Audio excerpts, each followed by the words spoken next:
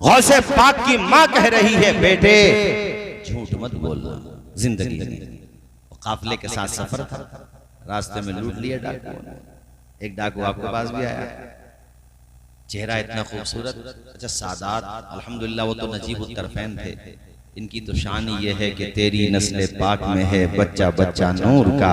पढ़ो मेरे साथ, तेरी नस्ले पाक में है, ऊंचा बोलो, तेरी नस्ले पाक में है बच्चा बच्चा, तू है आईने नूर तेरा। सुभान अल्लाह, बोलो माशाअल्लाह, अल्हम्दुलिल्लाह। क्या कहा? बेटे सही सही बताओ, तुम्हारे पास कुछ है? आपने कहा है क्या? 40 अशरफियां। वो ये वाले 40 रुपए नहीं अशरफी, हाँ बहुत मोटी रकम बैठेगी, काउंट करोगे तो अच्छी खासी रकम। उसने केयर नहीं किया, बच्चा है ऐसे कर रहा होगा। दूसरा आया, उससे भी अजीब बात, वो कई लोगों तक पहुंच गई। तो उन सबने अपने डाकुओं के सरदार से कहा, हजरत ऐसे ऐसे इस काफिले में एक बच्चा है, मतलब उन्होंने अपने तौर पे सर कहा हो या जो भी उसे कहा, हाँ सरदार तो कहा ही होगा। अब फारसी लैंग्वेज जो भी उनकी लैंग्वेज रही हो यार, मैं तर्जुमे के हिसाब से बता रहा हूँ। कहा कि भाई, उसने कहा अच्छा बुलाओ। बुलाया गया, बड़े बड़ों के माथे पे पसीना आ रहा था, मगर वो उम्र ही क्या थी गौसे पाक की, खड़े हिम्मत के साथ, अला इन्ना औलिया अल्लाह ला खौफुन अलैहिम वला हुम यहज़नून। खबरदार, अल्लाह के औलिया को न किसी का डर होता है न किसी का खौफ। वो अगर डरते हैं तो खुदा से, जोर से बोलो, वो अगर डरते हैं तो खुदा के अलावा किसी से हिम्मत देखो।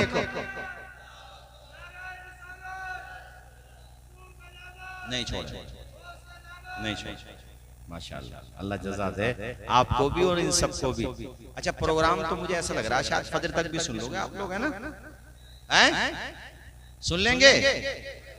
अजीज, अजीज का मतलब प्यारा, मोहब्बत जिससे रखते हो, अजीज उतना ही रखो कि दिल बहल जाए, इतना भी ना चाहो किसी का दम निकल जाए। ये हमारे हज़रत मौलाना फरमान साहब अभी खाना खाते हुए बहुत मोहब्बत का इजहार कर रहे थे। ये इनकी हद दर्जा मोहब्बत है मेरे साथ कि हजरत आ गए माशाल्लाह। ये हमारे मौलाना सुफियान साहब ने, हजरत ने, सैयद साहब किबला ने, तो देखो ये इनकी मोहब्बत का इजहार है। वरना देखो ये तो भाई हमने जब जबान दी है तो ये हमने कोई एहसान नहीं किया है। अल मुमिनु इज़ा वअदा वफा, मोमिन जब वादा करता है तो वादे को पूरा। ये तो बल्कि मुझे आपका शुक्रिया अदा करना चाहिए कि 25 तारीख में मैंने मौलाना फरमान साहब को फोन किया, हजरत सैयद साहब किबला को फोन किया कि मैंने हजरत थोड़ी मजबूरी है और अगर आप इजाजत दे देंगे तो ये इनकी मोहब्बत है और आप लोगों की मेरे साथ एक जुड़ाव है कि आपने कहा कि हजरत को मजबूरी, चलो कोई, वरना भी बता रहे थे वो कि हजरत में दिल्ली भी चला गया था। लेकिन भाई ये मैंने आप पे एहसान नहीं किया, बल्कि सही बात ये कि आपने मेरा लिहाज करते हुए तारीख आगे बढ़ाई है, इसके लिए मैं आपका शुक्रिया अदा करता हूँ। अल्लाह ताला हमारी और आपकी इस मोहब्बत को सलामत रखे, आमीन। तो मौलाना फरमान साहब ये आपकी मोहब्बतें हैं हमारे उलमाए किराम की, वरना वो एक शेर में अक्सर पढ़ा करता हूँ कि ये सब आपकी मोहब्बत की इनायात हैं, वरना मैं क्या, मेरा दिल क्या, मेरा अंदाज़े जुनूं क्या, है ना? तो ये तो दुनिया है, दुनिया देखो एक दिन सबकी ख़त्म होना है, सबको जाना है दुनिया से। ये है कि इंसान का कम से कम ये हो कि आदमी मर जाए तो मरने के बाद कोई ये तो ना कहे कि भाई उरूज पा गए तो लहजे बदल गए, कम से कम आदमी ये कहे कि भाई टहनियों पे फल आए तो टहनियों में झुकाव आया। वरना मैंने एक जुमला कहा, जो अकड़ा खुदा के गजब ने उसको पकड़ा। तो ये इनकी मोहब्बतें थी। तो मैंने कहा आप पूरी रात सुनने के लिए बैठे कि नहीं बैठे? तो फजर की नमाज यहीं पढ़वा दें आज। अल्लाह खुश रखे भाई, मोहब्बतों को सलामत रखे। अरे माशाअल्लाह, हमारे अल्लाह पाक इन सबको जज़ाए खैर दे। खैर ये बात और सुनो, फिर मुझे अब मत कहना ज्यादा। देखो डाकुओं के सरदार ने लहजा देखा और लहजे के साथ साथ वो चेहरा भी देख रहा था। निगाहें जमी हुई थी चेहरे पाक पे, समातें टिकी हुई थी लहजे पाक पे।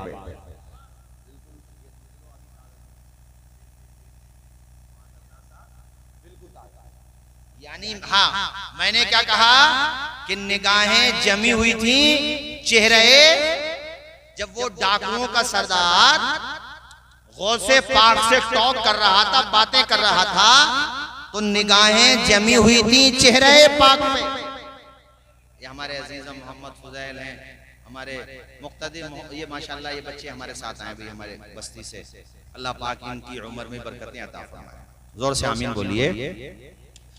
चेहरे से निगाहें हटाने को जी नहीं चाह रहा था, ये कह लो ना यार, ये बोलो ना, बोलो सुभान अल्लाह। निगाहें हटाने को जी नहीं चाह रहा था, देखता जा रहा था।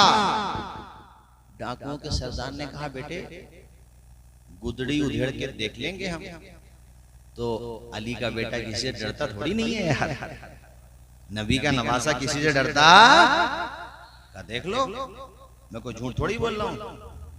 उसने जब गुदड़ी उधेड़ी तो लहजे पर, बात पर जितनी हैरत थी उससे कहीं ज्यादा हो गई। उसको पहले कहीं ना कहीं ये शक था कि हो सकता है बच्चा झूठ बोल रहा हो, लेकिन जब उसने देखा तो सर पकड़ के रहे। इतना कहा बेटे तुम्हारी उम्र ही क्या है, तुम अगर झूठ बोल देते तो अपना पैसा बचा लेते। अब्दुल कादिर जिलानी ने फरमाया कि जनाब झूठ बोलने से दौलत बचाई जा सकती है, जो कि बाद में भी कमाई जा सकती है, लेकिन सच बोल रहा हूं इसलिए अपनी माँ का फरमान बचा रहा हूं। अगर झूठ बोल के दौलत बचाता खुदा नाराज हो जाता, माँ का फरमान टूट जाता। रहा दौलत तो दौलत तो ये अल्लाह जब चाहे, जहां चाहे, जिसे चाहे, जितनी चाहे अता कर दे। आपकी इन बातों का इतना असर पड़ा, वो डाकुओं का सरदार जो रास्ते लूटता था, जो लोगों पे जुल्म सितम के पहाड़ तोड़ता था, वो आपके कदमों में गिर गया। वो कदमों में गिर के कहने लगा, ए शहजादे अब कदम आगे बाद में बढ़ेगा, पहले हाथ बढ़ा के मुझे तौबा करा दीजिए। अल्लाह अकबर कबीरा। जिसे बड़े बड़े लोग ना बदल सके उसे एक वली की निगाह ने बदल दिया। निगाह वली में ये तासीर देखी, बदलती हजारों की तकदीर देखी। सबका माल वापस कराया, वापस करो, सबका सरमाया, कुल सरमाया वापस कर दो। वापस कर दिया गया कुल सरमाया। उसके बाद जानते हो वो जो साथ में थे, किसके, जोर से बोलो किसके, हजरते गौसे पाक को लूटने वाले डाकुओं के सरदार के साथ जितने भी थे उसके साथी सब नाराज हो गए डाकुओं के सरदार से। कहने लगे ये क्या बात हुई साहब, जहन्नम के कामों में साथ रखते थे और जब जन्नत में जाने का नंबर आया तो अकेले अकेले तौबा कर रहे हो। कहा क्या मतलब? का मतलब ये है कि हमें भी शहजादे के हाथों पे तौबा करना है। जरा बोलिए ना सुभान अल्लाह, जोर से बोलिए सुभान अल्लाह। और मुझे कहने दो, जब पढ़ने के जमाने में अब्दुल कादिर जिलानी की शान ये है तो अल्हम्दुलिल्लाह वक्त गुजरते गुजरते गुजरते गुजरते आपकी शान क्या बड़ी न होगी, क्या आपका चर्चा बढ़ा न होगा। यही वजह है हमारे आला हजरत ने कहा, वाह क्या मर्तबा-ए गौस है बाला तेरा, ऊंचे ऊंचों के सरों से कदम आला तेरा, सर भला क्या कोई जाने के है कैसा तेरा, औलिया मलते हैं आंखें वो है तलवा तेरा। हजरत अब्दुल कादिर जिलानी गौसे पाक रज़ियल्लाहु ताला अन्हु, ये भी अल्लाह के करम से बहुत बड़ी नेमत है। जोर से बोलिए बहुत बड़ी। देखो आप इनका बैकग्राउंड भी देखो जरा, किस बाप के बेटे हैं, किस नाना के नवासे हैं और किस बहन के भाई हैं, किस भाई के भाई हैं और किस फूफी के भांजे हैं। आप देखो सब मिसाल के तौर पर उनके वालिद साहब ही को ले लो तो देखो आज हमारा आपका मामला क्या है। और इनसे सीख लो आप कि बहता हुआ सेब खा लिया तो उसी तरफ चल दिए जिधर से सेब आ रहा था और बाग में पहुंच गए। देखा कि ये टहनियां जो है नहर की तरफ झुकी हुई हैं तो इसी से सेब टूट के गिर गया होगा और अंदर पहुंच गए बाग में। बाग के जो मालिक थे वो भी खुदा वाले थे, और बाग में जो जा रहे थे ये भी खुदा वाले। सुभान अल्लाह, सुभान अल्लाह। ये कौन है? हजरत अबू सालेह। किसके बाप बोलो? गौसे पाक के। आवाज आए किसके? गौसे पाक के बाप। अंदर पहुंच गए, दुआ सलाम हुई, कैसे आना हुआ? हजरत ऐसे ऐसे मुझसे वाकया हो गया है, तो जो भी सजा देना हो मुझे दे दो। अब जरा उनका तकवा, परहेजगारी और अपना अमल देखो कि वो बगैर इजाजत के सेब खा लिया, हालांकि बहता हुआ जा रहा था, तोड़ा नहीं था, तो ज्यादा ये एहतियात के खिलाफ अमल कहलाएगा। ये नहीं है कि तोड़ के खाया था उन्होंने, और हम उनके नारे लगाएं, उनसे मोहब्बत करें, जो ये मोहब्बत के इजहार का एक तरीका है और ये हमारी सआदत है। मगर काश हम अपने गिरेबान को भी झांक के देखें कि जिस गौसे पाक की मोहब्बत में पूरे भारत में नहीं पूरी दुनिया में हम महफिलें सजाते हैं, जश्न गौसुल वरा के उन्वान से, सीरत गौसे पाक के टाइटल से हम पूरी दुनिया में छोटी बड़ी महफिल हजारों हजार की तादाद में, लाखों की तादाद में मुनाकिद करते हैं।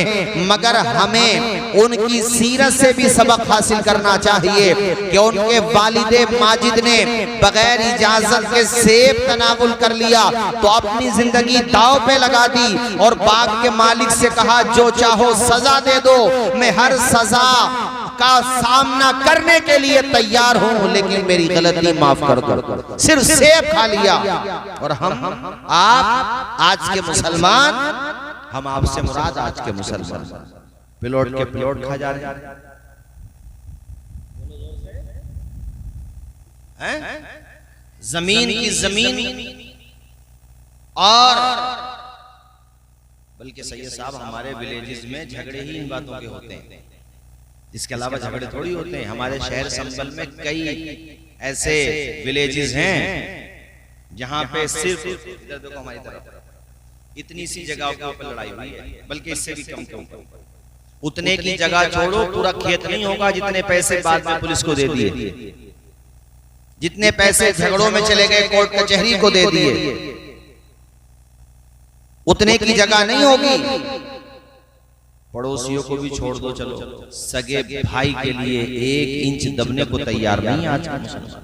सगे भाई के लिए सर फोड़ देगा मगर जगह नहीं देगा। कहेगा भाई के लिए जान दे दूंगा या जान ले लूंगा। अरे तू 1 इंच जगह नहीं दे रहा, जान क्या देगा यार?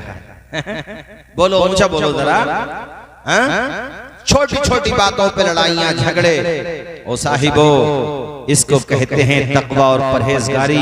मुझे याद आता है बुखारी शरीफ में एक हदीस, बल्कि हदीस मुकर्ररात से है।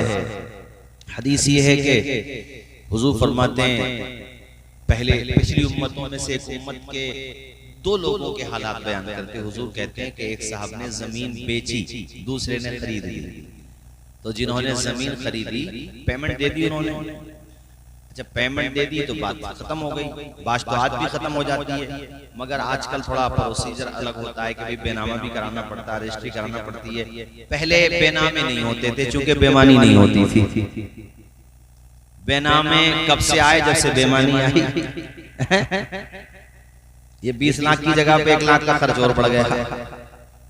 जरूरत है, वरना सामने वाला मुकब्बल के करना चाहिए, कागजात के सारे काम कंप्लीट करना चाहिए। मैं तो प्लॉटिंग करने वालों से भी कहता हूं, जहां प्लॉटिंग कर रहे हो या करा रहे हो, खरीद रहे हो या बेच रहे हो, उस जगह की सारी कानूनी काराजोई पूरी करो। पहले नक्शा पास है कि नहीं, गिराम समाज तो नहीं है, वरना किसी गरीब का कब मकान तोड़ दिया जाए आपको पता भी नहीं चलेगा और कितना नुकसान उसका हो जाएगा। ये मैं समझाने के लिए कह रहा हूं। आप अपने बच्चों के कागजात भी पूरे किया करो, लापरवाही ना किया करो। मकान बनाओ तो नक्शा भी बनवाया करो उसका, जहां जिन इलाकों में नक्शे बनते हैं। विलेजेस में जहां पे नहीं बनते वहां की बात नहीं करता, लेकिन रजिस्ट्री जरूर कराओ। चूंकि हालात ऐसे हैं कि सगे भाई की जबान का भरोसा नहीं रहा तो दूसरे की आप क्या बात कर रहे हैं? अरे ये जो मैं समझा रहा हूं आपके समझ में भी आ रहा है कि नहीं आ रहा? ऐसा तो नहीं है बेवजह में 2.5 किलो का तरबूज ला रहे हो। समझ में आ रहा है? ये जुमला बहुत जल्दी समझ में आया आपके। चलिए खैर कुछ समझ में तो आया। जरा जोर से बोलिए एक मर्तबा सरकार की आमद, दिलदार की आमद। उन्हीं के नवासे का जिक्र जमील हो रहा है। इसका इको थोड़ा कम करो, इको तकरीबन आपका माइक अच्छा बोल रहा है, इको कम करो। हजरात, मैंने क्या बताया था आपको, एक साहब ने जमीन बेची, दूसरे ने खरीदी। ऊंचा बोलो, दूसरे ने खरीदी। जिन्होंने जमीन खरीदी थी उन्होंने जब उस जमीन में खोदा सिंचाई के लिए या मकान उकान बनाने के लिए, जैसे भी बहरहाल उन्होंने जब जमीन को खोदा, अल्लाह की शान देखो, उस जमीन के अंदर सोने का मटका निकल आया। इस नियत से बोलो कि अल्लाह करे तुम्हारे वहां भी निकल आए। बड़ी जोर से आमीन बोल रहे हो भाई, अल्लाह करे निकल आए, आमीन अल्लाहुम्मा आमीन। जब वो देता है तो छप्पड़ फाड़ के नहीं, लेंटर फाड़ के भी दे देता है। उसके खजानों में किसी चीज की कमी, वो जब चाहे तो कतरे को समंदर बना दे, फकीर को शहंशाह बना दे, भीख मांगने वाले को भीख देने वाला बना दे। मालिक तो वही है, अमीर को गरीब बना दे, गरीब को अमीर बना दे, जिसके पास कुछ नहीं उसे माला माल बना दे। मालिक वही है। इंसान को कभी ये नहीं सोचना चाहिए कि हम जो चाहेंगे वो होगा, नहीं, वो होगा जो मंजूर खुदा होगा। ताकत की बुनियाद पे, शोहरत की बुनियाद पे, सियासी पावर की बुनियाद पे, मादी ताकत की बुनियाद पे, मनी पावर की बुनियाद पे, अपने खानदान की ताकत की बुनियाद पे कभी घमंड नहीं करना चाहिए, अकड़ना नहीं चाहिए। याद रखो, जो अकड़ा खुदा के गजब ने उसे जरूर पकड़ा है, कभी भी नहीं। हमेशा गर्दन झुकी रहे, अल्लाह से डरता रहे इंसान। कुछ नहीं पता कब कहाँ किस हाल में क्या हो जाए। उसकी शान निराली, उसकी बात निराली। वही कादिर मुतलक हमेशा से है और हमेशा रहेगा। जोर से बोलो, नाम रहेगा अल्लाह का। ऊंचा बोलो, नाम रहेगा। हाँ, वो अल्लाह है, हम सबका मालिक है, खालिक व मालिक है। मेरे साथियों, सूखी टहनी को साज देता है, पत्थरों को भी नाज देता है। उसकी कुदरत के सब करिश्मे हैं, उसकी कुदरत के सब करिश्मे हैं। जिसको चाहे नवाज देता है। सुभान अल्लाह, सुभान अल्लाह। इसलिए मैंने ये जुमला बोला, अल्लाह करे तुम्हारे वहां भी निकल आए। कभी सोचो मौलाना वहां के निकलने की बात कर रहे हैं, हमारे यहाँ की भी बात कर दे। अरे तुम तो हो ही चांदपुर में, अल्लाह करे तुम्हारे घरों में भी चांद निकल आए। अरे चांद से मुराद रोशनी, इसका लाजमी माना यानी वो चीजें जिससे तुम्हारा दिल मुनव्वर हो, घर मुनव्वर हो, तुम्हारी फिक्र मुनव्वर हो। अल्लाह तुम्हारे घरों में बेटा दे वो भी लाजवाब बने, बेटी दे वो भी लाजवाब बने। अल्लाह तुम्हें माला माल कर दे। और अभी हमारे मोहतरम हजरत सैयद साहब क़िबला तालीम के हवाले से भी बात कर रहे थे, तो मैं कहूँगा मेरे साथियों, अल्लाह ताला तुम्हें औलाद से नवाजे। अपने मकानात और अपनी दुकानें, अपनी जमीन, इसकी तरफ तवज्जो न दे करके अपने बच्चों को, सीनों को इल्म से मुनव्वर करने की तरफ तवज्जो दो। हौसले इस तरह आजमाया करो, मुश्किलें देखकर मुस्कुराया करो, भले दो निवाले कम खाया करो, अपने बच्चों को लेकिन बढ़ाया करो। ये जज्बा यहाँ से लेकर के जाओ इस प्रोग्राम से। और दुआ भी मैंने आमीन कहा, आपने भी आमीन कहा। बता ये रहा था, खुदा चाहे जब चाहे जहाँ चाहे, कुन फयाकुन, वो कहता है फौरन हो जाता। बेशक बेशक। तो अल्लाह करे तुम्हारे वहां भी बात सोच रहे हो मौलाना, अगर चांदी की मटकी ना निकले तो देखो पीछे वाले लोग नहीं कह रहे हैं, बोले पहले निकले। और अल्लाह चाहे तो, जोर से बोलो, अल्लाह चाहे तो। अरे मैंने तुम्हें शेर सुना दिया ना, 4 मिसरे और सुनो, याद आते चले जा रहे हैं। आप जहन बना रहे हैं तो याद आ रहे हैं। तकरीर 1-1.25 घंटे ही होगी, परेशान मत हो। सैयद साहब 4 मिसरे और याद आए। सूखी टहनी, वो तो मैंने सुनाई दिए थे आपको। बिजली को कड़क शम्मा को लो देता है, वो तो पत्थर में भी कीड़ों को ग़िज़ा देता है। और देने पे जो आती है करीमी, उसकी एक मांगो तो सो देता है। बेशक बेशक। और वो देता है जो तुमने सोचा भी नहीं होता। मुनाफ फरमान साहब क़िबला, आदमी सोचता नहीं उसे वो मिल जाता है। कभी आपने सोचा नहीं होगा, जिंदगी में आपको वो मिल गया होगा। चूंकि मालिक वो, जोर से बोलो, मालिक, खालिक। माँ के पेट में 3 अंधेरों में तुम्हारा ऑक्सीजन, तुम्हारे दिल की धड़कन, आंखें आंखों का नूर, पेशानी पेशानी की चमक, दिल दिल की धड़कन, हाथ पांव पूरा वजूद जिस जात ने बनाया। माँ की जुमले सुनो, इससे ईमान मजबूत होता है। परेशानियों में घिरने के बाद मायूसी के अंधेरे में न जाओ, ये सोचो कि जब हम थे ही अंधेरे में, वहां हमारा खुदा हमारे साथ था, तो अब कभी मायूसी में जाएंगे तो वो खुदा तन्हा तो नहीं छोड़ेगा। बेशक आजमाइश होती है, मगर जब वो चाहता है तो आजमाइश का फल दुनिया में भी अता फरमा देता है, वरना दुनिया में मिले ना मिले अपने कर्म से आखिरत में जरूर अता फरमाएगा। मेरी बात समझ आ रही है आपके? गौर से बोलो, बात समझ आ रही है? तो माँ के पेट में हमारा मालिक, और जब अच्छा हम दुनिया से चले जाएंगे, कब्र में कोई होगा उसकी रहमत के अलावा? होगा? तो जब नहीं होगा तो हमने यहाँ उसकी मोहब्बत का दामन क्यों छोड़ा? उस पे भरोसे का दामन, उस पे भरोसा और उस पे एतमाद जो होना चाहिए कामिल, उसकी तरफ हमारी तवज्जो क्यों नहीं है मेरे साथियों? एक बात याद रखना, खुदा की जात ही वो जात है जिसकी तरफ खुदा की कसम लो लगाए रखो, 5 वक्त नमाज पढ़ो और उसके महबूब आमना के लाल के गुलामों से अकीदत रखो। बेड़ा तुम्हारा यहाँ भी पार है, बेड़ा तुम्हारा वहां भी पार है। अंधेरा दूर करने को उजाला कौन देता है? मियाँ उम्मीदें टूट जाएं तो सहारा कौन देता है? शिकम की आग जब बढ़कर कलेजा छलनी करती है, बुझाकर तिश्नगी मुंह में निवाला कौन देता है? वो जो पत्थर में भी कीड़ों को ग़िज़ा देता है, वो खुदा है जो हम सबका काम बना देता है। बात समझ आई आपके? जोर से बोलो, बात समझ आई? तो बस यही मैं आपको समझाना चाह रहा था। रब चाहे तो बेशक किसी के घर से भी कोई भी खजाना निकल सकता है, और तुम्हारा सबसे कीमती खजाना यह है कि तुम्हारी नस्लें तालीम याफ्ता हो जाए।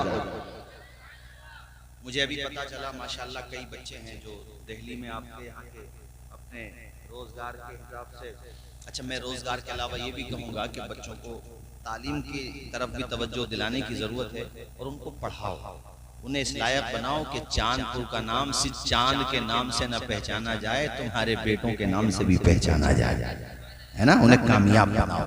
खैर, मैं ये कह रहा था कि उन्होंने अपने वो जो जमीन खरीदी थी ना, उस जमीन को उन्होंने खोदा, तो उसमें क्या निकल आया था? देखो यार, बड़े तो छोड़ो, बच्चों तक को याद है। अल्लाह करे इनके नसीबे अच्छे हो, आमीन बोलिए। जैसे ये साहब कितनी तादाद में खवातीन है माशाल्लाह, मुझे ऐसा लगता है मर्दों से भी ज्यादा है, और किसी की तरफ से भी जलसे को खराब, माहौल को खराब करने के हिसाब से कोई आवाज नहीं है।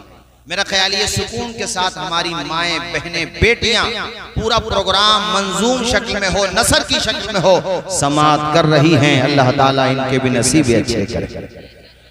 मगर इन बहनों बेटियों से एक बात कह के जाऊंगा कि अपने घर के मर्दों को खाना मत दिया करो अगर ये नमाज ना पढ़ा करें।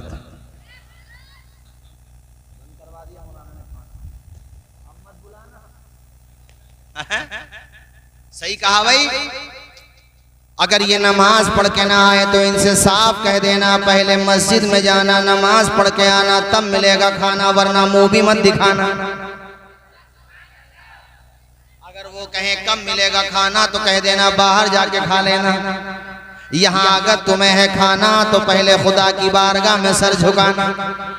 और अगर तुम ये कहोगे मौलाना साहब अगर हमारी बीवियां नमाज ना पढ़े तो हम क्या करें, तो तुम उनसे ये कह दो कि तुम खाना बनाना या मत बनाना, मगर हर टाइम में खुदा की बारगाह में सर है झुकाना। सुभान अल्लाह, सुभान अल्लाह, बहुत हो सकता है माशाअल्लाह मेरा रब तौफीक देने वाला है, मर्द भी नमाज पढ़ने लगे, औरतें भी नमाज पढ़ने लगे, बच्चे भी नमाज पढ़ने लगे, बच्चियां भी नमाज पढ़ने लगे। नमाज का माहौल बनाओ अपनी बस्तियों में मेरे भाइयों। ऐ मोमिनो खुदा की इबादत नमाज है, मकबूल बारगाह रिसालत नमाज है। दुनिया में काम आएगी दुनिया की दौलतें, उक़बा में काम आए वो दौलत नमाज है। गुमराहियों से शर से बचाती है ए खलील, रखती है आफियत में वो क़ुव्वत नमाज है। अल्लाह अल्लाह, जब सोने का मशकीज़ा उसके घर पे निकल आया जिसने वो जमीन खरीदी थी, उसके बाद बताऊं क्या हुआ? बताऊं? देखो ज़बान खोलो, 50 ग्राम की जो है ये 3-3 किलो के वजन बर्दाश्त मत करो। बताऊं उसके बाद क्या हुआ या अगली बार बताऊं? आज ही बताएं। अल्लाह खुश रखे भाई आप सबको। वो सोने का मटका लेकर के मार्केट में नहीं गए, कहीं तिजोरी में छिपाने नहीं गए। जो सोने का मटका उनकी जमीन में निकला, अब तो उन्हीं की हो गई ना जब उन्होंने खरीद ली, तो है ना। तुम्हें ताज्जुब होगा, और ये बात कहानी शरीफ में नहीं है, बुखारी शरीफ में है, हदीस शरीफ है। वो उसी के वहां पे पहुंच गए जिससे जमीन खरीदी थी।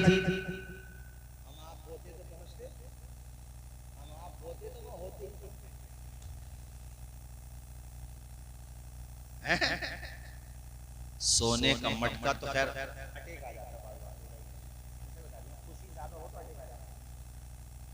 मगर उनकी शान देखो, अल्लाह की जात पे भरोसा देखो, अमानतदारी और ईमानदारी का ये जलवा देखो। सोने का मटका लेकर के वो उसी के मकान पे पहुंच गए जिससे जमीन खरीदी थी। दरवाजा खटखटाया, बाहर आया। कैसे आना हुआ? भाई आपने हमें पैसे दे दिए हैं, हमने आपको, तो अब कैसे आना हुआ? और उन्होंने जाहिर थी, तफसील तो हदीस शरीफ में नहीं है, मगर उसका खुलासा तो यही होगा कि उन्होंने यही कहा होगा कि भाई हमने आपसे जमीन खरीदी है, सोना तो नहीं खरीदा है। और ये इतना तो है हदीस शरीफ, मगर ये कि उन्होंने पूछा होगा तो उन्होंने ये जरूर कहा होगा कि भाई हो सकता है आपसे, आपके बाप दादा से धोखे से आपने दफन किया हो, उसमें रह गया हो, है? तो इसलिए हमें हमारी जमीन मुबारक है और तुम्हारा ये सोना तुम्हें मुबारक हो। हमने जमीन के पैसे दिए, सोने के तो पैसे नहीं दिए हैं। ये कितनी बड़ी बात है ना, है कि नहीं? बहुत बड़ी बात। सगे बाप को नहीं बताएगी औलाद, आज सगे भाई को नहीं बताएगी। और हो सकता है इधर हजरत नगर गढ़ी और कुंदर की छोड़ो, कोई दूसरे रास्ता पकड़ ले। और अब्बा मिलने बेटे कहाँ जा रहा है?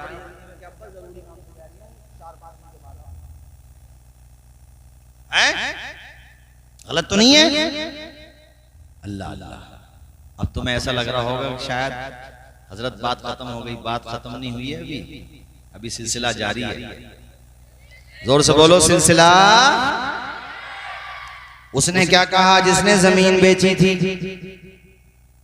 उसने कहा मेरे भाई न ये मैंने दबाया,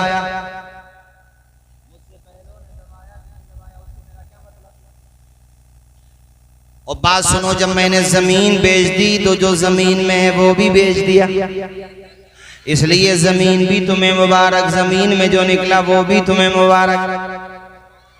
अब तुम्हें ये ताज्जुब नहीं हो रहा है क्या कि देखो जमीन लेने वाला भी लाजवाब, जमीन खरीदने वाला भी लाजवाब। जोर से बोलो दोनों हैं लाजवाब। आवाज आए दोनों हैं, ऊंचा बोलो दोनों हैं। अल्लाह अल्लाह, ये होती है ईमानदारी, अहले ईमान का शेवा।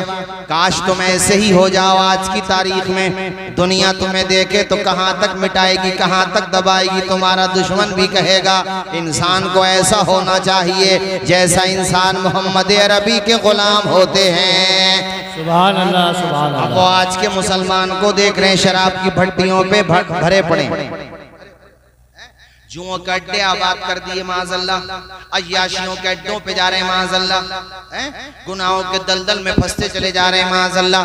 कोर्ट कचहरियों में, पुलिस थानों में इनकी शिकायतें जा रही हैं। बाप शिकायत कर रहा, माँ शिकायत कर रही है, घर वाले शिकायत कर रहे हैं। झगड़े, नमाजों से दूर हो गए, शराब के करीब हो गए, रोजों से दूर हो गए, जुए के करीब हो गए, कुरान से दूर हो गए, गुनाहों के करीब हो गए। इसीलिए तो दुनिया में बेहैसियत हो गए। वरना जब कुरान कुरान ने ये फरमा दिया, वला तहिनू वला तहज़नू व अंतुमुल अअलौन व अंतुमुल अअलौन इन कुंतुम मुमिनीन।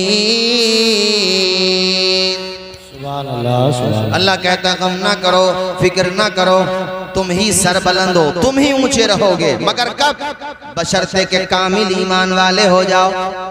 आज सरबलंद नहीं है, कूटे जा रहे हैं, पीटे जा रहे हैं, मारे जा रहे हैं, जेलों में ठूंसे जा रहे हैं, कोई वैल्यू नहीं रही, इज्जत नहीं रही, सम्मान। तो दूसरों को बाद में कहो, पहले अपने गिरबान में भी झांको कि आखिर हमसे कहाँ गलतियां हो रही हैं, हम कहीं ऐसा तो नहीं है बहुत ज्यादा बिगड़ गए। तब एहसास होगा कि बस रह गई रस्में अज़ारूहे बिलाली न रही, फलसफा रह गया, तलकीन गजाली न रही। जब अपने आप को देखोगे, तौर तरीकों को देखोगे, अभी सैयद साहब क़िबला फरमा रहे थे ना कि अपनी शादियों को देखो, अपने अपने रसूमात को देखो, तर्ज जिंदगी को देखो, तब तुम्हें लगेगा है, तब तुम्हें एहसास होगा कि वो जमाने में मुअज़्ज़ज़ थे मुसलमान होकर, आज हम खार हुए तारीक़ क़ुरा होकर। दर्स कुरान जो हमने न भुलाया होता तो ये जमाना न जमाने ने दिखाया होता। बेशक। नारे तकबीर, नारे रिसालत, नारे हैदरी, नारे होशियत, उलमाए अहले सुन्नत, मसलके आला हजरत, फैज़ाने आला हजरत अल्लामा तौसीफ रज़ा बिस्वाई साहिब क़िबला जश्न गौसुल वरा कॉन्फ्रेंस। सुभान अल्लाह। तो ये आज जो कुछ हमारे ऊपर उफ्ताद है, परेशानियां, मुसीबतें हैं, इसका कोई और जिम्मेदार नहीं, हम जिम्मेदार। हम खुद का मतलब ये है कि यार हमें खुद को भी अपना मुहासबा करना चाहिए कि कहाँ जामा मस्जिद की सीढ़ियों पे, ये वाकया मुकम्मल करूंगा हदीस शरीफ, आप परेशान न हो, ये ना सोचें कि हजरत उस बात को छोड़ूंगा नहीं। वहाँ जामा मस्जिद की सीढ़ियों पे अंग्रेजों की हुकूमत थी अपने इंडिया में, जबकि बात है एक फकीर आदमी बैठे हुए थे, तो वो अंग्रेज वहां से गुजरा, उसका जो है वो गिर गया पर्स, मेरा ख्याल है शायद बड़ा वाला पर्स रहा होगा, तो उनकी नजर पड़ी, वो गए ताकि उठा के दे दें उसे अंग्रेज को, मगर इतने में वो अंग्रेज दूर निकल गया। काफी वक्त के बाद उसका वहां आना हुआ, अंग्रेज को देख के पहचान लिया उन्होंने और फौरन कहा कि तुम्हारी वो अमानत मेरे पास है। वो हाथ पकड़ के ले गए झोंपड़ी में। खुदा की कसम वो अंग्रेज कभी झोंपड़ी देखता था, कभी मोहम्मद अरबी के गुलाम का जज्बा देखता था। सुभान अल्लाह। उसकी अमानतदारी और ईमानदारी देखता था। जानते उसने क्या कहा अंग्रेज से कि ये आपकी अमानत फुला वक्त पे ऐसे ऐसे आप जा रहे थे, ये यहाँ पे गिर गई थी, तो मैंने ये रखी। उसने कहा इसमें इतनी रकम थी कि तुम अपना मकान भी बना सकते थे, अच्छा खासा खर्च भी कर सकते थे, मगर मुझे लगता है कि तुमने इसे खोल के भी नहीं देखा। कहा ये तो बहुत छोटी चीज है, अगर दुनिया के खजाने भी हमारे कदमों में डाल दिए जाएं और हमारे लिए जायज न हो तो खोलना तो छोड़ो, हम उसकी तरफ आंख उठा करके भी नहीं देख लेंगे। अंग्रेज ने पेशानी चूम ली थी उसकी और कहा था यार आज पता चला है कि जब दिल्ली में एक अदना से गुलाम की शान ये है तो नबियों के इमाम की शान क्या हो। आज इतना जमाना गुजरने के बाद भी तुम्हारे अंदर इतनी अमानतदारी और ईमानदारी है, और मैं यहाँ पे चैनल्स लगे हुए इनके जरिए बता दूं दुनिया को कि आज के बाज मुसलमानों के चरित्र को देख के तुम इस्लाम का तज्जिया न करो। इस्लाम का चरित्र देखना हो तो तुम गौसे आजम की सीरत पढ़ो, इस्लाम का चरित्र देखना हो तो तुम मखदूम सिमनानी की सीरत पढ़ो, है इस्लाम का चरित्र देखना हो तो तमाम गुलामों के आका नबियों के इमाम मोहम्मद अरबी की सीरत पढ़ो, जीवनी पढ़ो, झूठ न पढ़ो, प्रोपेगेंडा का शिकार न बनो। वो अजीम हस्ती के मक्का के लोग बेशक बहुत से उनका कलमा नहीं पढ़ते थे, मगर अमानतें रखने अगर कहीं जाते थे तो आमना के लाल के पास जाते थे, दौलत रखने कहीं जाते थे तो हुजूर के पास जाते थे, पैसे रखने कहीं जाते थे तो हुजूर के कदमों में जाते थे। वो बेशक कलमा नहीं पढ़ते थे, मगर अपनी महफिलों में भी कहते थे आमना के लाल झूठ नहीं बोलते हैं। अरे तुम भी ऐसे ही सदाकत के ताजदार बनो और अमानतदारी के पैकर बनो, इखलास के साथ दीन पे की राह पे चलो। जो आज तुम्हारी मुखालफतें कर रहे हैं, कल वो तुम्हारे आगे इंशाअल्लाह तुम्हारी इज्जत करते हुए नजर आएंगे। तातारी जैसी कौम इस्लाम के दामन में आ गई। मौलाना सुफियान साहब, औरों को छोड़ दो, तातारियों से बड़ा जालिम कौन होगा जिन्होंने पूरी बगदाद को जला दिया था।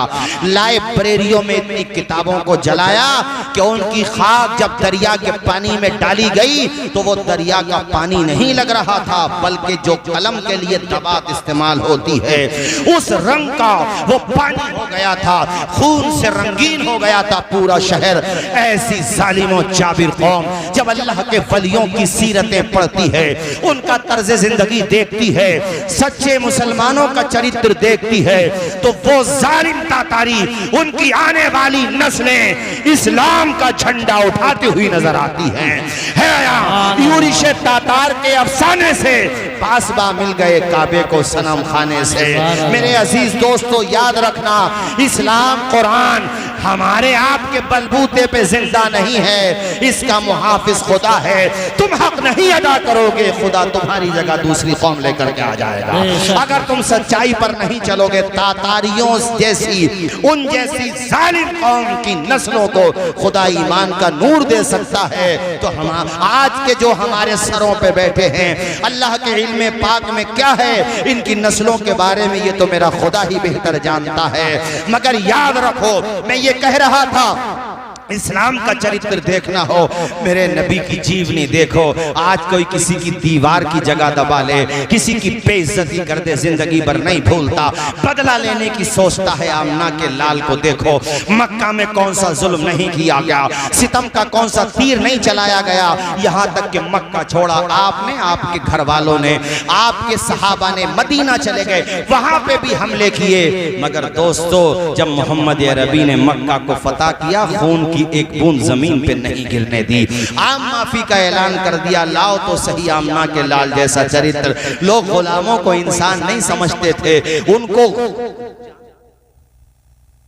जानवरों से कोई इज्जत नहीं थी गुलामों की, लेकिन मेरे आमना के लाल ने, प्यारे नबी ने, मेराज के दूल्हा ने, तभी तो मैं वो जुमला कहा करता हूँ कि रब रब्बुल आलमीन है, मुस्तफा रहमतुल लिल आलमीन है।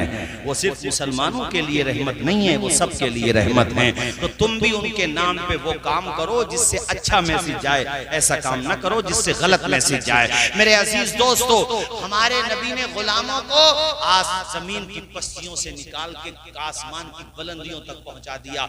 बिलाल हबशी को खाने काबा की छत पे खड़ा किया है हुजूर पाक ने। मक्का फतह हुआ है तो जिन्हें लोग पास नहीं बिठाते थे, हुजूर ने खाने काबा की छत पे पहुंचा दिया। बिलाल भी आज खुशी में रोने लगे, या अल्लाह, जब तक बिके न थे तो कोई पूछता न था, तुमने हमें खरीद के अनमोल कर दिया। क्या शान है इस्लाम की। यहाँ जात बिरादरी का कॉन्सेप्ट नहीं है, यहाँ पर छोटे बड़े का कॉन्सेप्ट नहीं है। अगर कोई पैदा कर रहा है तो उसके दिमाग की ये उपज है।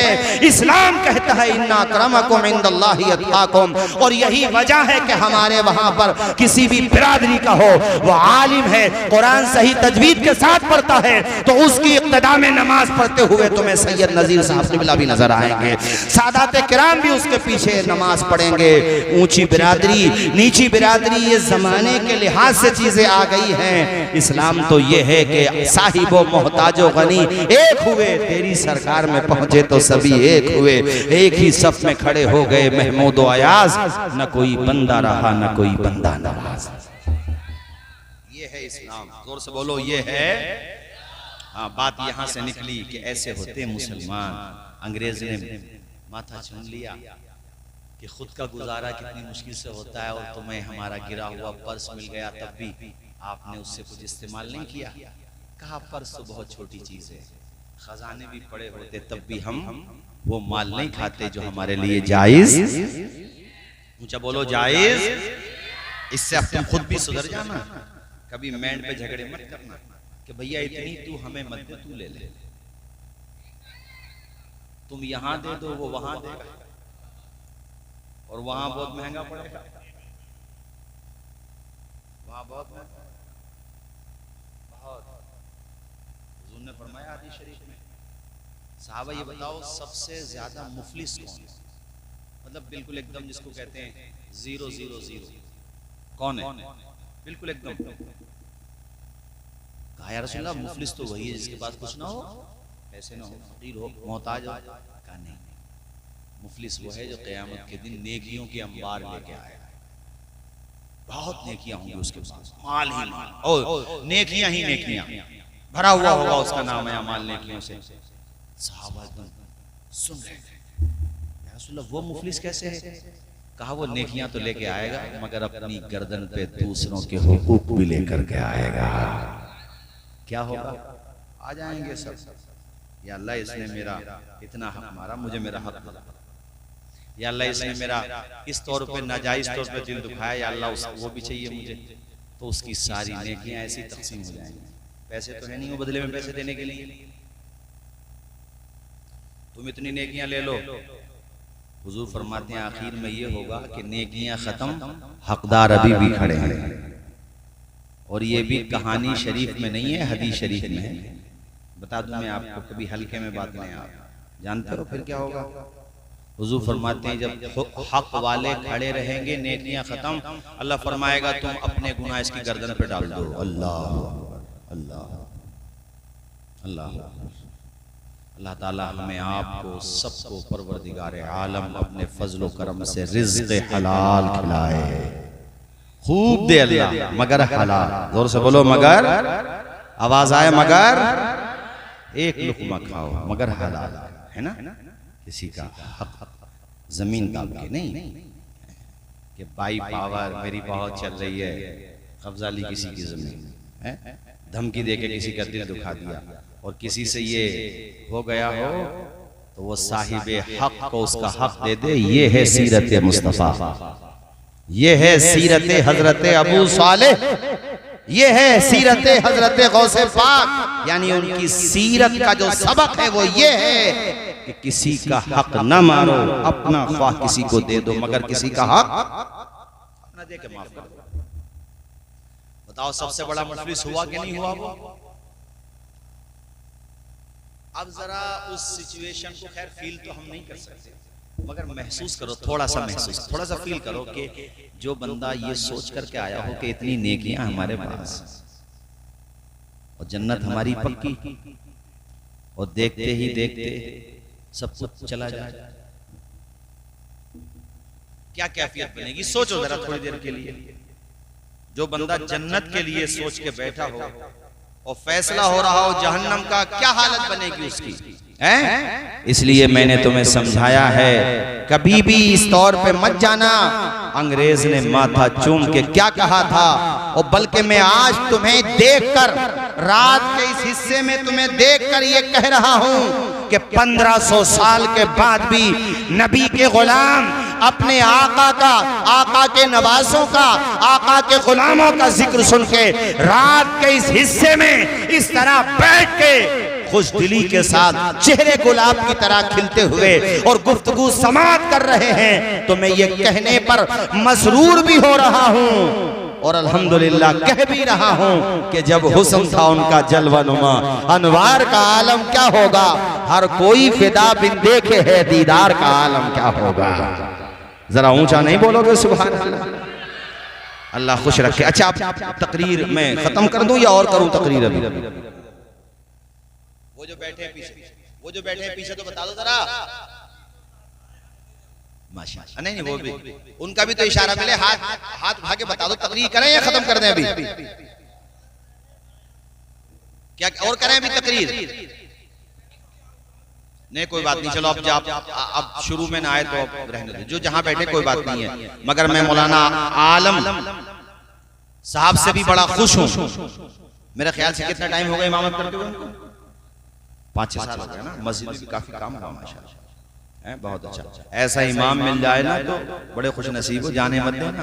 जैसे पाक बड़ा वालों ने दामन थाम लिया ना सैयद साहब का, और मुझे ऐसा लगता है कि पाक बड़ा में मजार शरीफ बनेगा हमारे सैयद साहब का, जाने नहीं देंगे। और इतना शानदार बाअमल साहिबे इल्म साहिबे फज़्ल इमाम मिल जाए तो जाने भी नहीं देना चाहिए। तो चांदपुर के लोगों तुम भी मत जाने देना अपने इमाम को। हाँ, ये मैं मशवरा देके जा रहा हूँ। अच्छा इमाम चला जाए तो फिर बाद में बहुत परेशानी आती है। और मैं ये बात चैनल से लगे हुए जहां तक पहुंचे तमाम मसाजिद के मुक्तदियों से कह रहा हूं, इमाम के पीछे हाथ जोड़ के मत पड़ा करो। बात नहा धो के पड़ गए, मत पड़ो इमाम के पीछे। अपने को देखो फिर इमाम को देखो कि यार हम 8 की खाट की 360 की इस लाइन में है, वो रोजाना 5 वक्त की पढ़ रहा है, बच्चों को पढ़ा भी रहा है और नमाज भी पढ़ रहा है, और इमाम अगर खुद जाए तो जाने ही मत दो। परेशानी बताओ क्या है? तनख्वाह भी बढ़ाएंगे, तुम्हारे बच्चों का भी ख्याल करेंगे। और तनख्वाह की बात तो ऐसी है, महंगाई का दौर है, 10-15 हजार में महंगाई के दौर में अभी तबीयत खराब हो जाए बच्चों की तो एक मरतबा में बिल में पूरी तनख्वाह चली जाती है, अस्पताल का बिल आ जाता है। तो जवानों से भी मैं कहूंगा कि अपनी अपनी कमेटियां बना करके इमाम हजरात की तनख्वाह की तरफ तवज्जो दो, इमाम हजरात की, हाँ, खुद से पैसे इकट्ठे करके, ताकि वो अपने बच्चों की तरफ से बिल्कुल बेफिक्र कर दो उन्हें। उनसे कह दो कि बच्चों का ख्याल न करो, तुम हमारे बच्चों का ख्याल करो, हैं तुम अपने बच्चों की तरफ से बेफिक्र हो जाओ, खूब अच्छी तरीके से उनकी खिदमत करो। खैर, मैं ये बता रहा था आपको कि उस अंग्रेज ने वहां पे खड़े होकर इस बात को तस्लीम किया। खैर उसने इनाम दिया जरूर होगा, जाहिर सी बात है। अब मैं आपको वो बात मुकम्मल करूं और फिर मैं बाग में क्या हुआ, गौसे पाक के वालिद माजिद का पूरा वाकया मुकम्मल करो, फिर इंशाअल्लाह उसके बाद सलाम हो जाएगा। उससे पहले एक मरतबा कलमा शरीफ पढ़े, ला इलाहा, जोर से, ला इलाहा इल्लल्लाहु मुहम्मदुर रसूलुल्लाह। वो सामने वाला जिसने जमीन बेची थी वो कहने लगा मैंने जमीन भी बेची।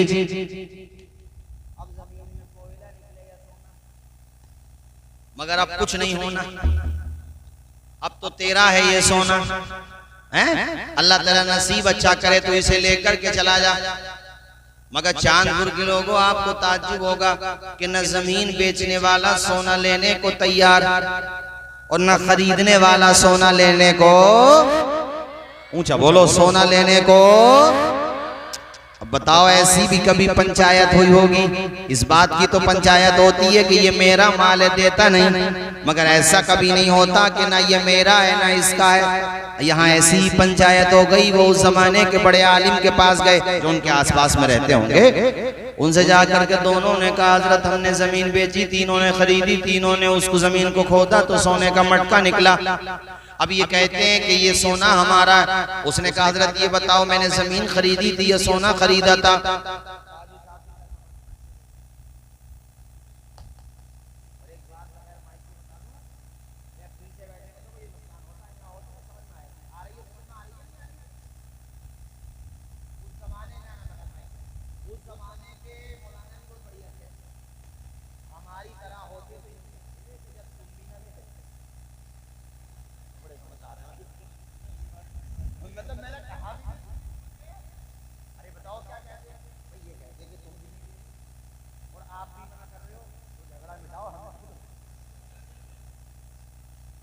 अरे मेरी बात समझ में आई कि नहीं आई?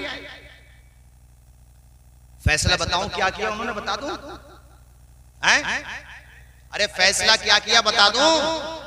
ये नहीं किया जो मैंने बताया माइक से मुंह उठा करके अभी। ये तो मैंने, भाई जाहिर सी बात है भाई, आप भी मना कर रहे हो तो ऐसा करो भैया फिर किसी मदरसे को दे दो, हैं? या कोई स्कूल बना लेगा उसे दे दो। उन्होंने भी साहब बड़ा अच्छा फैसला किया। बोले अच्छा ये बताओ भाई साहिब औलाद हो? दोनों बोले हाँ साहिब औलाद तो है। साहिब औलाद मतलब औलाद है? कहा हाँ है। क्या है? एक साहब बोले हमारे पास बेटा है, दूसरे बोले बेटी है। कितनी एज है, उम्र क्या है? हजरत दोनों, हमारा बेटा तो बालिग है। कहा आपकी बेटी का? वो भी बालिग है। उन्होंने कहा बोलो सुभान अल्लाह, और मचल के बोलो सुभान अल्लाह। का आप अपने बेटे का निकाह इनकी बेटी से कर दें, और बेटी वालों से कहा कि आप अपनी बेटी का निकाह इनके बेटे से कर दें। आपस में एक दूसरे के लिए समधी बन जाओ, ये जो कुछ भी है ना उसे बोलो सुभान अल्लाह, जोर से बोलो सुभान अल्लाह। अच्छा फैसला किया कि नहीं किया उन्होंने? ऐसे मामला निपटा, ऐसे लोग थे, कितने भले लोग थे। ये हमारे गौसे पाक के वालिद माजिद बहता हुआ सेब खाया, बाग में पहुंचे, बागबाने पेशानी का तकद्दुस देख के, पेशानी पे सजदों के असरात देख के समझ लिया कि ये कोई आम बंदा नहीं है, ये मोहम्मद अरबी का गुलाम है। और फिर आले रसूल भी हैं, और एक वली दूसरे वली को पहचान लेता है। उन्होंने कहा अच्छा हमारे बाग से बहता हुआ सेब खाया तुमने? कहा जी। कहा जो सजा देंगे मंजूर है? हजरत जो भी सजा दें दुनिया में दे दें, माफ कर दें मगर मुझे कयामत में दामन ना पकड़ा। कहा फिर हमारे बाग की सिंचाई करो, यहीं पे रखो। बाग में क्यों रखा? कि इसी बहाने इनके दिन रात गुजारने का तरीका, तर्ज जिंदगी देखने का मौका मिलेगा। अब फिर वो बाग में रहने लगे, तो देखते तहज्जुद गुजार भी हैं, अवाबीन भी पढ़ते हैं, इशराक भी पढ़ते हैं, कुरान शरीफ की तिलावत करते हैं, दुरूद शरीफ पढ़ते हैं। कितना नौजवान, कितना नेक परहेजगार है। एक दिन कहने लगे जवान तुम्हारी बात जो हुई है तुमसे उसको हम माफ कर देंगे, लेकिन तुम्हें एक बात हमारी और मानना पड़ेगी। कहा वो भी मानेंगे? कहा हमारी एक जवान बेटी है, तुम्हें उससे निकाह करना होगा। देखो यार अल्लाह वाले कितने बुलंद होते हैं, खुदा की कसम। सोचिए आप, एक मिनट के लिए ये नहीं कहा कि मैं अपने घर वालों से, फैमिली वालों से तो मशवरा कर लूं। अल्लाह वाले अल्लाह के अहकामात की परवाह करते हैं, दुनिया की परवाह। ये सोचते कि भाई मैं एकदम से कैसे निकाह कर लूं, तुमने इतना बड़ा चैलेंज दे दिया, मैं कुछ दिनों के लिए और रुक जाऊंगा। नहीं, कहा मंजूर है, आप कर दीजिए निकाह। कहा बेटे एकदम तुमने हामी भर ली, ये भी नहीं जाना कि वो बेटी मेरी कैसी है। आंखों से देख नहीं सकती, नाबीना है, पैरों से चल नहीं सकती, माजूर है, हाथों से भी माजूर है, कानों से सुन नहीं सकती। फरमाया तब भी मुझे मंजूर है, बस मेरी ये जो मुझसे सरजद हुआ है इसको माफ कर दीजिए।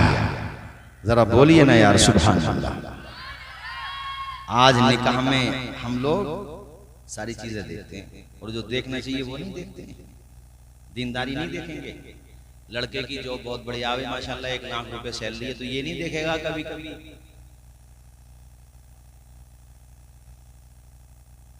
1 लाख रुपए सैलरी पे चले गए, अरे ये तो देख लो कि परहेजगारी थोड़ी बहुत है कि नहीं उसमें। 1 लाख रुपए वाले से वो 10,000 वाला ठीक है जो 5 वक्ता नमाज पढ़ रहा है, परहेजगार है, बुरी आदत का शिकार नहीं है। वरना बड़े बड़े अमीरों के घर में हमने कोर्ट कचहरियों के मामला देखे सैयद साहब जुमला, और आप तो आए दिन देखते होंगे, जाहिर सी बात है मामला बड़ों के सामने आते हैं। और वो गरीब आदमी जो रोज का खोदता रोज का पीता, उसके घर से कभी लड़ाई की आवाज भी नहीं आती। सुकून जो है दौलत से नहीं मिलता है, सुकून दिल की मोहब्बतों से मिलता है। बड़े बड़े घरों की बात बता रहा हूं मैं, सुकून नहीं है दौलत है। कालीन बिछी हुई है मगर सुकून, संगे मरमर भी बिछवा लो, जो सुकून नहीं है तो उससे तो वो छप्पड़ी अच्छा जिसमें कम से कम 2 दाल रोटी खा करके तेरी बेटी या तेरा बेटा चैन की नींद सो रहा है। मीडिया में देखते रहते हो यार कितने बड़े घर का मैटर इस वक्त मीडिया में चल रहा है। मैं जिक्र नहीं करूंगा, हाँ मैं जिक्र करता ही नहीं हूँ, मैं बहुत एहतियात के साथ काम लेता हूँ अल्हम्दुलिल्लाह। इसीलिए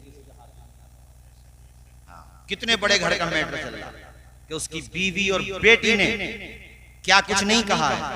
इससे अंदाजा लगाओ यार दौलत क्या चीज है।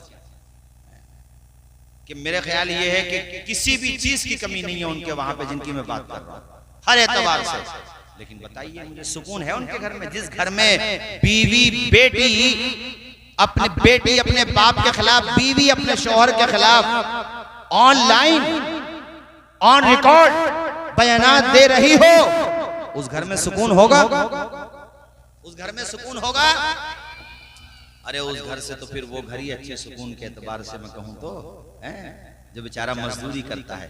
ये मैंने बीच में तुम्हें इसलिए समझाया, कई दफा अच्छे रिश्ते आते हैं लड़कियों के, मगर थोड़ी सैलरी कम होती है तो भाई को पसंद नहीं, बाप को पसंद नहीं, बहन, अबे लड़का ठीक ठाक है, अच्छा है, नमाजी है, दीनदार है, थोड़ी बहुत तनख्वाह कम भी है, मौलाना फरमान साहब, तो देर न करो। रिश्तों में ताखीर होने की वजह से बच्चियां माज़अल्लाह गलत रास्ते पे गई तो पूछताछ कयामत के दिन माँ बाप से भी होगी। ये मैं मशवरा देके जा रहा हूँ। और बिरादरी का फैक्टर भी ये फर्ज वाजिब नहीं है, ये उर्फ से ताल्लुक है इसका, किसी आलिम दीन से मशवरा करके कुफू के मामलात भी आते हैं, लेकिन अगर माँ बाप राजी है तो वो मामलात भी खत्म हो जाते हैं अपने आप। क्यों राजी नहीं हो? लड़का ठीक ठाक है?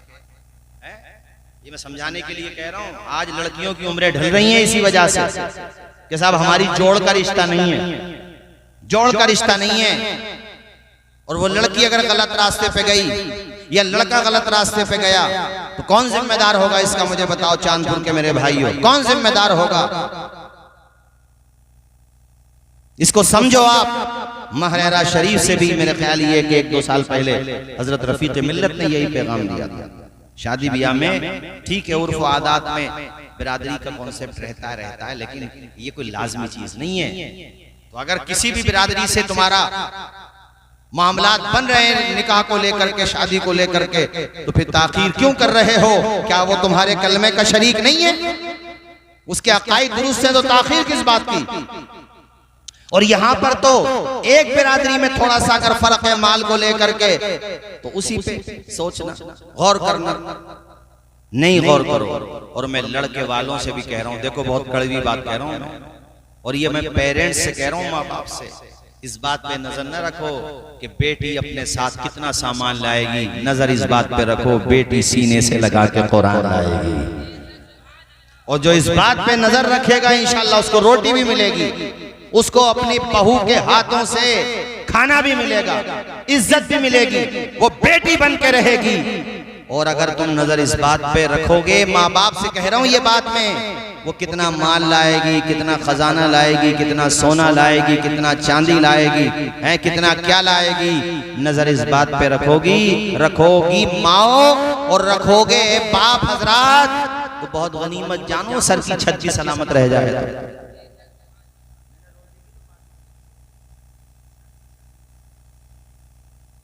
बुरा मत मानना मेरी बात। पहले देखो दीनदारी, हाँ उसके साथ सारी चीजें, सोने पे सुहागा सुभान अल्लाह, लेकिन फौकियत, तरजीह, अव्वलियत अगर दो तो दीनदारी। ऊंचा बोलो किसको? ये मैंने तुम्हें समझा दी है बात इस सीरत पाक की रोशनी में कि गौसे पाक के वालिद माजिद हजरत अबू सालेह ने एक मर्तबा भी ये नहीं कहा कि मैं गौर कर लूं, पूछ लूं, नहीं, ये लड़की दिखा दो पहले। हालांकि लड़की निकाह की नियत से देखना बेशक जायज है, मैंने क्या कहा, बेशक, हाँ देख सकता है, जिंदगी भर उसके साथ रहना, उसे लड़के को देख सकता है, बिल्कुल। लड़की भी शौहर को देख सकती है शादी से पहले, क्योंकि शादी करना, जिंदगी भर उसे रहना। ये भी नहीं होना चाहिए कि माँ बाप लड़की से पूछे ही नहीं, उसे पूछ तो लो कम से कम, पूछने में हर्ज नहीं है, और न लड़के से पूछने में हर्ज है। शरीयत किसी की जिंदगी दाव पे लगाने की बात नहीं करती है, शरीयत जिंदगी बचाने की बात करती है। इसलिए मैंने कहा, मगर यहाँ देखो कि मैंने जो वो सेब खा लिया है,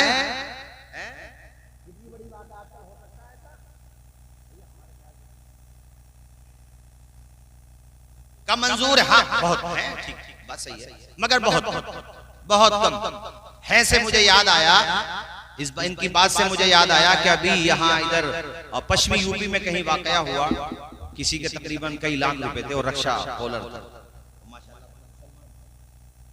तो वो बेचारा उसी घर पे पहुंच गया। तो बेशक आज भी है, मगर जब इस तरह की बातें बोली जाती हैं तो आम हालात मुराद होते हैं कि आम तौर पे ऐसा नहीं होता आजकल, मगर सुभान अल्लाह।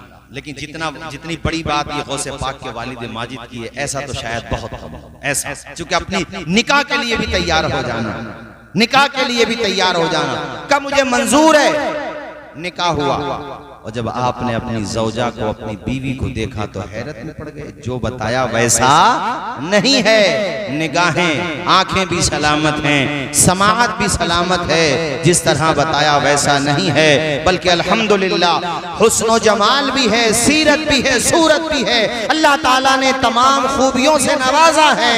अपने ससुर के पास पहुंचे, अब तो वो ससुर हो गए ना, और उनसे कहा कि तुमने जो कहा वैसा तो नहीं है, पेशानी चूम के कहा बेटे मैंने जो कहा वो भी अपनी जगह ठीक था। मैंने कहा आंखों से नहीं देख सकती, मतलब ये है कि कभी उसने शरीयत के खिलाफ नहीं देखा है। कानों के बारे में भी ऐसे समझो, शरीयत के खिलाफ नहीं सुना है। इस तौर पे अब मुझे बताओ, जब माँ ऐसी हो और बाप ऐसा हो तो उस घर में जो बेटा पैदा होगा वो अब्दुल कादिर जिलानी होगा कि नहीं होगा, वो गौसे पाक होगा कि नहीं होगा। ये वही माँ तो है जिसने पढ़ने के लिए भेजा बगदाद शरीफ जीलान से, जिसको गीलान कहा जाता था, बल्कि फारसी में गीलान ही कहा जाएगा। तो वहां जब भेजा, अरबी में तो गाफ नहीं होता है ना, तो जीलान कहते हैं। वहाँ बगदाद शरीफ भेजा जीलान से पढ़ने के लिए। तो क्या कहा था उन्होंने, बस ये बात 10 मिनट में तकरीर खत्म। क्या कहा था बोलो, आप भी बोल दो, बस याद दिलाना मकसद। तो बेटे झूठ मत बोल। हमारे यहाँ मुसलमानों में जो ये मस्जिदों से चप्पलें गायब होती हैं तो जाती है तो घरों में होंगी, पता नहीं होता होगा माँ बाप को बच्चा चप्पल लेके। आज वो चप्पल लेके आया। जैसे सुल्ताना डाकू के बारे में पढ़ा नहीं है मैंने, मगर सुनाई बात है, इसलिए बोली जाती है। सच हो तो कबूल करो, वरना बहरहाल उससे सबक मिलता है। क्या कहा था उसने अपनी माँ से कि जब मैं पहले दिन अंडा चुरा के लाया था तो मुझे समझा देती तो मैं बड़ा चोर क्यों बनता। तो ये छोटी छोटी चोरियां इंसान को बड़ा चोर बनाती है कि नहीं बनाती। मुसलमानों की अखलाकी जवाल की निशानी देखिए आप कि इस्तिंजा खानों के लोटे तक जंजीरों से बंधवा दिए उन्होंने। इस्तिंजा खानों के लोटे तक हैं कि वो तक सलाम, तभी तो जंजीरों से बांधने पड़े हैं। जंजीरों से मस्जिदों की गुल्लकों तक में ताला लगवा दिए हैं। बाज तो ये